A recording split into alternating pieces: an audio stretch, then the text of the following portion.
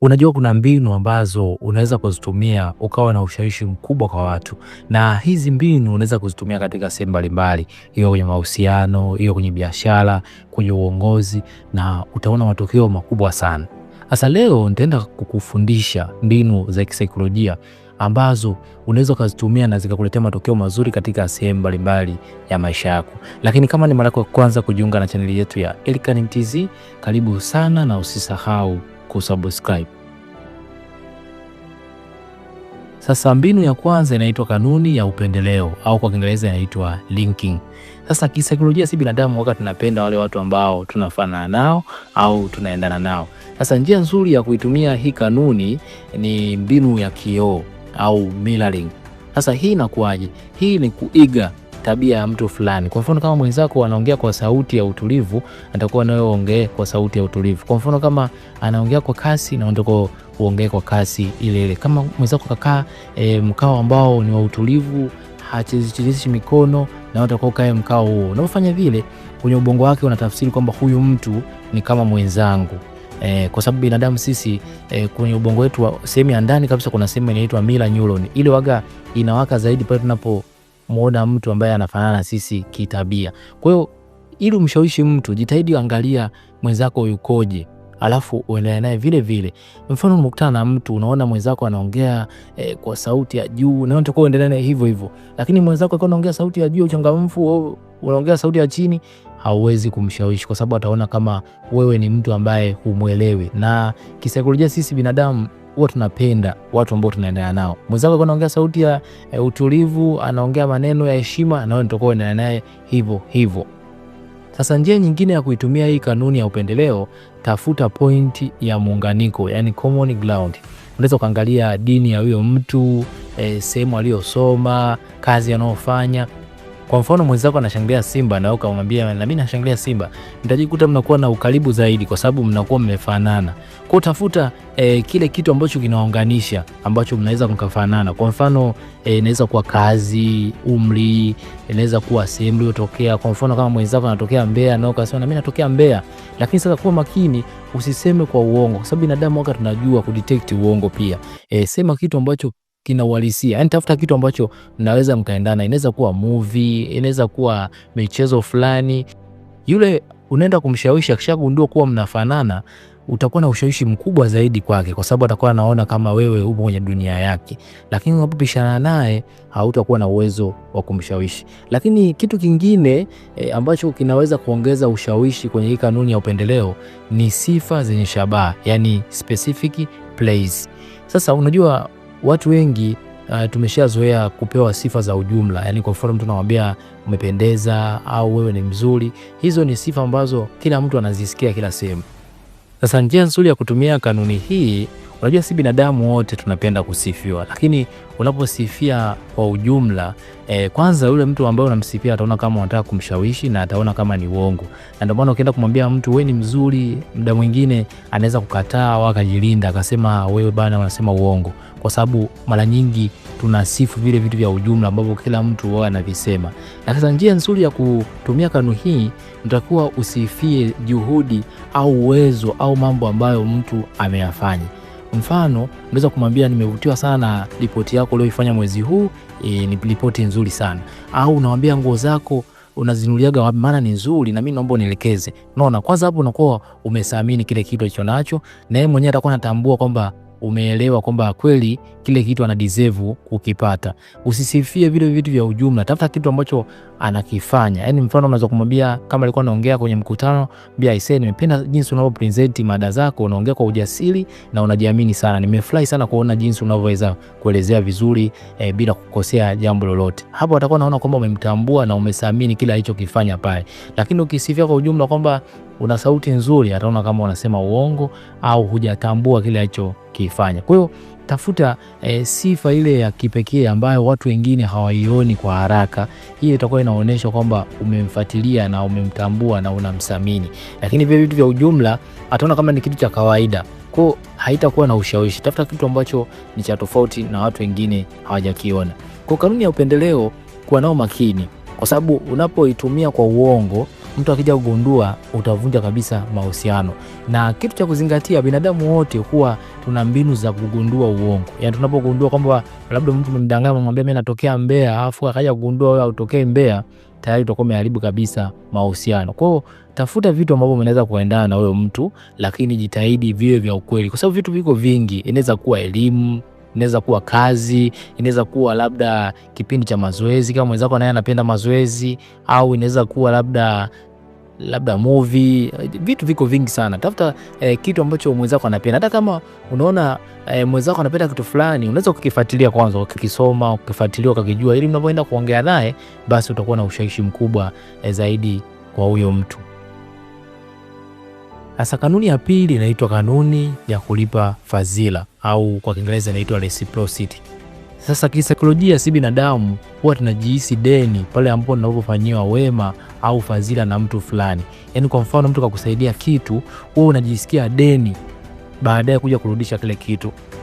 Na hii ipo hata kwenye maisha yetu ya kawaida. Mtu anapokusaidia kiasi fulani cha pesa, na wewe unakuwa unajihisi deni baadaye kuja kumsaidia. Sasa hii mbinu inaweza kutumika kumshawishi mtu, kwa sababu binadamu wote kisaikolojia tunaposaidiwa na mtu au kufanywa wema fulani, huwa tunajihisi deni la kuja kurudisha ule wema au ile fadhila ambao tumefanyiwa. Sasa jinsi ya kuitumia mbinu hii ili ilete matokeo mazuri. Cha kwanza kabisa, zawadi yako au wema wako lazima uwe na maana, yani meaningful. Kwa nini? Kwa sababu ile zawadi au wema wako unatakiwa uende kutatua ile shida ya ule mtu. Usimpe mtu kitu ambacho hakiende kutatua shida yake. Kwa mfano labda ana changamoto kwenye kazi yake, ukamsaidia kazi yake. Labda kwa mfano ana changamoto ya kifedha, ukamsaidia ikatatua changamoto ya kifedha yake. Hapo sasa hii kanuni itafanya kazi. Lakini hiyo zawadi yako iwe ya kushangaza, yani asitegemee, yani isiwe kwamba ameitegemea kwamba amekuomba, yani wewe mwenyewe tu umeamua kumpatia, sio kwamba yeye ndo amekuja kukuomba, ndio itakuwa na nguvu zaidi. Lakini iwe ya kibinafsi, yani personalize, kwamba usitoe kwa ujumla, tukue mlenge mtu yule husika. Kwa mfano kama ni zawadi, basi umpe mtu yule husika. Hapo hii kanuni itakuwa na nguvu zaidi, kwa sababu mara nyingi kitu kama mtu umemfanyia moja kwa moja, ndio atakuwa na deni zaidi na wewe kuja kurudishia baadaye. Sasa kuna mbinu mbili za kutumia kanuni hii ya kulipa fadhila, yani reciprocity. Ya kwanza ni mbinu ya kutoa kabla ya kuomba. Ili mbinu hii ifanye kazi vizuri, unatakiwa umpe mtu kabla hajakuomba, na unaweza kumsaidia mtu kama ni kazi, unaweza kumpa zawadi. Unapofanya vile unakuwa umemtengenezea deni la kisaikolojia ambalo baadaye atakuja kulipa wema wako. Kwa hiyo usisubiri mpaka akuombe. Toa kitu ambacho unaona kitaenda kuwa na maana kwake, lakini hakukitegemea, lakini kiwe cha kibinafsi kwake. Na usubiri mpaka yeye akuombe. Kitakuwa na nguvu zaidi na baadaye atakuja kulipa fadhila. Sasa mbinu ya pili ya kutumia hii kanuni ya kulipa fadhila, yani reciprocity, ni mbinu ya kurejea nyuma, yani rejection then retreat. Sasa unaweza kuitumia mbinu hii kwa njia ya kinyume chake. Mfano, unataka kwenda kumuomba mtu hela kiasi fulani, labda tuchukulie mfano 10,000, alafu ili asikatae ndio uende kumuombe 50,000. Kwa sababu unapomuomba 50,000 akakataa, atajisikia deni ndani na kutojisikia vizuri, kwa sababu amekataa kukusaidia kile kitu. Alafu pale baada ya muda muombe shilingi 10,000. Yani kwa mfano unamwambia naomba unisaidie shilingi 50,000. 50,000 inakuwa sio lengo lako, lakini lengo lako ni 10,000. Akishakataa tayari kama ameshapata deni la kisaikolojia ndani. Kwa nini nimemkataa huyu mtu kumsaidia? Ili hali ya deni, akiona kama kuna upungufu au kuna hela ndogo ambayo umeipunguza, yeye atakuwa ameona kama ni unafuu, na wewe kama umemsamini kumshushia kiwango, kwa hataweza tena kukataa. Kwa unaweza kuitumia mbinu hii kwamba kama unataka jambo fulani mtu akusaidie, nenda na jambo kubwa zaidi ambalo unajua kwamba atalikataa, alafu baadaye lishushe lio jambo la kawaida ambalo lilikuwa ndio lengo lako. Unapofanya hivyo unakuwa umemtengenezea mwenzako kuona kama umemfanyia wema au fadhila. Kwa hiyo naye atajitahidi kulipa huo wema na fadhila ambao umemfanyia. Kwa hiyo kwa mfano labda ni 50,000, wewe umeshuka paka kwenye 5,000 au 10,000, hataweza kukataa kwa sababu anakuwa anaona kama umemshushia au umempunguzia. Kwa hiyo fadhila au wema uliomfanyia lazima atajitahidi kufanya juu chini ili naye kulipa huo wema uliomfanyia, lakini kumbe lilikuwa ni lengo lako. Kwa hiyo unaweza kutumia mbinu hii pia kuongeza ushawishi kwa watu mbalimbali ambao unakutana nao. Kama kuna jambo ambalo unalihitaji, usipeke jambo moja kwa moja, anzia na jambo la juu kidogo alafu uje ushuke chini, hapo huyo mtu hawezi kukatalia jambo hilo, kwa sababu atakuwa na mgogoro ndani wa deni la kisaikolojia la kulipa fadhila ambayo umemfanyia. Sasa mbinu ya tatu inaitwa udhibitisho wa kijamii, yani social proof. Sasa kisaikolojia si binadamu, pale ambapo tunapokuwa na mawazo au hatujui kipi cha kufanya au tunapokuwa na wasiwasi, huwa tunaangalia watu wengine wamefanya nini. Kama ni watu wengi, basi tunaona hilo jambo ni sahihi na lina thamani. Lakini sasa kisaikolojia sio kama mambo yote sasa ambao watu wengi wanafanya ni sahihi, lakini kwa sababu si binadamu, huwa tunapenda udhibitisho wa kijamii kwamba tukiona watu wengi wamefanya kitu fulani, basi na sisi tunaamini ni sahihi na kina thamani. Sasa hapo ndipo ushawishi unapoanza, kwa sababu binadamu tunapoona watu wengi wanafanya jambo fulani tunaamini kwamba hilo ni sahihi. Sasa hii pia hata makampuni au wafanyabiashara wakubwa huwa wanaitumia hii pia kushawishi watu mbalimbali. Sasa jinsi gani unaweza kuitumia kanuni hii ya udhibitisho wa kijamii katika ushawishi? Mbinu ya kwanza ni mbinu ya watu kama wewe, yani similarity. Kwa mfano ukimwambia mteja, nunua hii bidhaa yangu ni nzuri, hapo hujamshawishi, lakini kumwambia watu wenye umri kama wako au wanaofanya kazi kama wako ndio wanaotumia bidhaa hii sana kwa sasa. Kwanza hiyo hapo utakuwa unamuonyesha kwamba sio kwamba unamshawishi, lakini utakuwa unamuonyesha kwamba yeye anachelewa kutumia kitu ambacho wenzake wanatumia, na moja kwa moja atanunua bidhaa hiyo. Hata wafanyabiashara wa kawaida unakuta nakwambia hii ndio vijana sasa hivi wa mjini wanatumia hii. Unaona? Kwa sababu hapo sasa anakuwa anaonekana kama hakushawishi, anakuonesha kwamba kitu ambacho watu wa sasa wanachokifanya. Kwa hiyo unajikuta umeshawishiwa kwa sababu ametumia mbinu ya kisaikolojia ya udhibitisho wa jamii kwamba watu wengi watu kama yeye ambao ni wajanja wa mjini ndio wanatumia bidhaa kama hii, au watu kama wewe ambao ni wajanja ndio wanatumia nguo kama hizi. Kwa moja kwa moja utashawishika kununua hiyo bidhaa. Lakini pia nguvu ya nambari, yani wisdom of crowd. Anambia wateja 500 wameshafanya kazi na sisi na wakafurahia bidhaa zetu. Kwa hiyo hata wewe ukiona watu 500 wamefurahia bidhaa za hiyo kampuni, na wewe tayari utashawishika. Na ndio maana makampuni mengi wanatoka udhibitisho, wanaonesha watu ambao wameshachukua hiyo bidhaa, wanaonesha watu wanavyojirekodi wakitumia hiyo bidhaa, au wanaomba reviews ili kuongeza ushawishi mkubwa katika bidhaa hiyo. Kwa hiyo nambari pia ina nguvu ya kutumika pia kuonesha udhibitisho wa kijamii, kwamba unaweza kutumia namba kwamba kuonesha jinsi watu wanavyofurahia hiyo bidhaa au huduma yako, inaongeza ushawishi mkubwa sana. Lakini mbinu nyingine ya kutumia huu udhibitisho wa kijamii ni ushuhuda wa mamlaka au watu maarufu. Na ndio maana matangazo mengi unaona wanatumia watu maarufu, kwa sababu wale watu wana wafuasi wengi. Kwa hiyo ukiona kama mfano Diamond anakunywa Pepsi, basi unaona ni Pepsi ni nzuri. Au ukiona msanii mkubwa anafanya kitu, labda Ronaldo anafanya kitu au anatumia chocolate fulani, kwa hiyo utaona kwamba hiyo chocolate ni nzuri kwa sababu ya ule mvuto au watu wengi ambao wanamfuatilia. Kwa hiyo hiyo inakuwa inaonyesha kama huyu mtu anatumia kwa sababu ana ushawishi mkubwa, basi hicho kitu ni kizuri. Ndio maana makampuni sasa wanatumia watu maarufu. Lakini ushuhuda wa mamlaka, unaona watu wameshafurahia bidhaa hii, watu wengi wanafaidika na bidhaa hii, yani unakuwa unaonesha mamlaka. Na kwenye mamlaka hapa unaweza ukatumia watu ambao wana mamlaka pia, aidha makampuni au watu wakubwa wenye heshima kama madaktari au maprofesa. Ukasema kwamba kulingana na profesa fulani naye amedhibitisha kwamba hii dawa inasaidia, hapo utakuwa unaongeza ushawishi mkubwa. Lakini sasa kama hauna ushawishi kabisa, na wewe hauna ushuhuda na hauna kitu chochote cha kuonyesha, ndio umeanza biashara, unaweza kutumia kanuni ya zero proof. Yani unaelezea kupitia trending ya wakati husika, ukasema kwamba vijana wengi ndio wanafurahia bidhaa hii kwa sasa, au bidhaa hii sana inapendwa na wamama wenye watoto wadogo, au bidhaa hii inapendwa sana na wadada. Hapo utakuwa unaongeza ushawishi na kuongeza udhibitisho wa bidhaa zako kwenye jamii, kwa sababu unakuwa umetengeneza uhusika kwamba watu wengi, kwamba kwa saikolojia ya yule mtu ambao unamwambia atakuwa anaona kama wadada wengi wanapenda hii bidhaa, basi ni nzuri. Kwa hiyo hata kama hauna ushuhuda au una uzoefu wa kuonyesha, unaweza ukatumia pia hiyo zero trending proof, kwamba ukaelezea kupitia watu ambao wanaendana na kile kitu. Kwa mfano labda wamama, wakaka au wafanya biashara fulani. Kama ni bidhaa ambayo na target wafanya biashara, unaweza ukatumia mbinu hiyo na ukapata ushawishi mkubwa kwenye lengo lako ambalo unalihitaji kushawishi hao watu. Sasa jambo la kuzingatia unapokuwa unaongea au unapokuwa unashawishi watu, usiongee kama unahitaji msaada. Ongea kama mtu mwenye mamlaka ambaye tayari ana watu na watu wanamwamini. Hapo ndipo ushawishi utakuwa mkubwa. Lakini ukiongea kwa kinyonge, unaelezea bidhaa yako au unaelezea jambo lako au huduma yako, unaonekana kama unahitaji msaada, hapo watu hawawezi kuamini. Ongea kwa mamlaka, onekana kama una watu wengi na watu wengi wameshakuamini, hapo utaongeza ushawishi mkubwa kwenye huduma yako au biashara yako.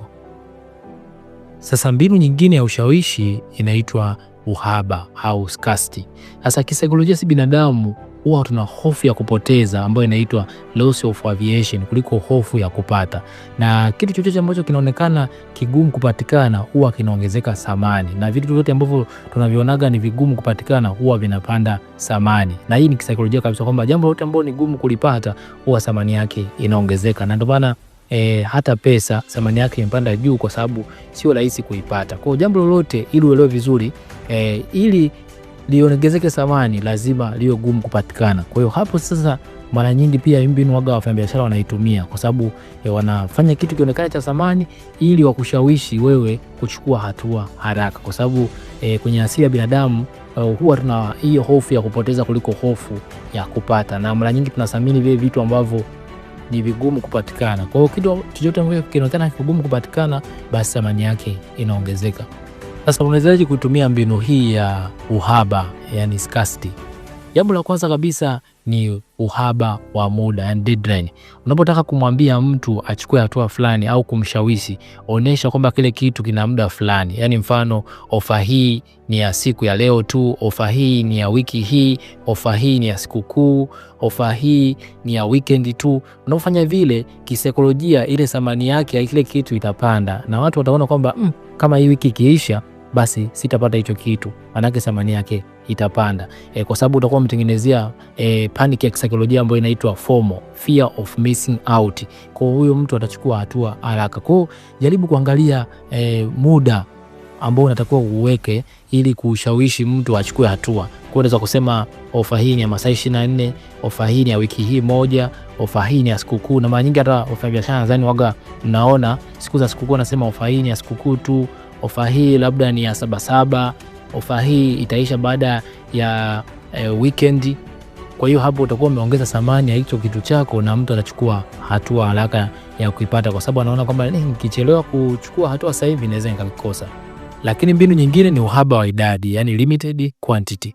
Kisaikolojia sisi binadamu wakati tunapendaga vitu vya kipekee. Mfano ukisema nina nafasi 5 tu za watu kujifunza kozi hii, kwa hapo hicho kitu kitaonekana ni cha kipekee na kitaonekana kina thamani kubwa, kwa sababu binadamu wakati tunapendaga sisi vile vitu vya kipekee. Kwa hiyo unaweza kutumia mbinu ya uhaba wa idadi kwamba nina nafasi 5 za kozi hii, kwa hiyo ukichelewa zinaweza zikaisha. Kwa hiyo mtu atapata panic hiyo ya kisaikolojia, fear of missing out, na kuchukua hatua haraka. Lakini unaweza kutumia mbinu hii pia kwenye uhaba wa taarifa, yani exclusive information. Unapoenda kumwambia mtu, na watu wengi wanaitumia hii kwamba sijamwambia mtu mwingine yoyote, nimekuambia wewe. Hapo utaongeza ushawishi mkubwa, kwa sababu binadamu si wakati tunapenda kuonekana wa kipekee, na tunapenda kuonekana sisi tuwe wa kwanza kupata taarifa maalum kuliko watu wengine. Kwa hiyo unapomwambia mtu nimekuambia wewe kuliko mtu mwingine, kwa sababu nakuthamini na wewe ndio wa kwanza kuambia, utamtengenezea ushawishi mkubwa, kwa sababu ya ile hali ya uhaba wa taarifa. So, tunapenda sana kama taarifa hajapata mtu mwingine, sisi ndio wa kwanza kuipata, tunaiongezea thamani zaidi. Kwa hiyo pia inaweza ikatumika kumshawishi mtu na akakusikiliza, na atakuona kwamba umemthamini na umemwona ni mtu wa maana zaidi, kwa sababu umempa taarifa ambayo wengine hawana. Sasa kuna njia nyingine pia ya kuongeza thamani wewe mwenyewe binafsi, tunaita siri ya uhaba wa nafsi yako, yani high value presence. Sasa hapa maana unatengeneza uhaba ili kuongeza thamani yako.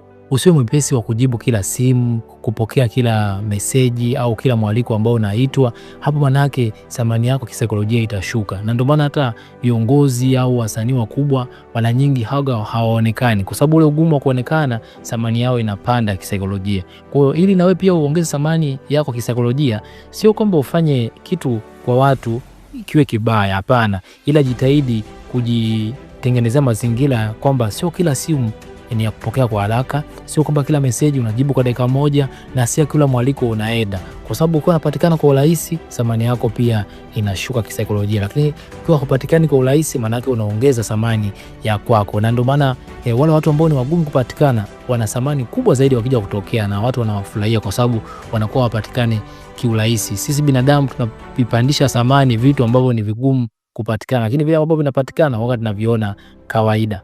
Lakini sasa kuna jambo la kuzingatia ambalo unatakiwa uepuke. Unapokuwa unatumia mbinu hii ya uhaba, uwe mkweli. Unaposema nafasi ni 2, alafu watu wakaja kuona kwamba umeongeza watu zaidi, utakuwa umepoteza uaminifu ambao tunaita credibility. Umesema kozi yako ni watu 5 tu, alafu watu wakaja wakaingia zaidi ya 10, hautaweza tena kuwashawishi watu kwa kipindi kingine, kwa sababu watu watakuwa wanaona kwamba wewe unatumia mbinu ya ushawishi kwa washawishi. Lakini ukiwa mkweli, maana yake utakuwa umetengeneza credibility nzuri kwa watu, na watu watakuwa na kuamini kila muda, kwa sababu utakuwa umewashawishi kwanza, lakini pia umekuwa mkweli. Kwa hiyo ukweli ni siri kubwa kabisa ya ushawishi kwenye hii sehemu ya uhaba. Kwa unapotoa taarifa ziwe za ukweli, usitengeneze taarifa ambazo ni za uongo. Kama umesema ni masaa 24, kweli wewe hivyo, lakini wakati watu wakaja kugundua kwamba umefanya vile ili kuwatega au kutengeneza mtego, basi hawatakuamini tena.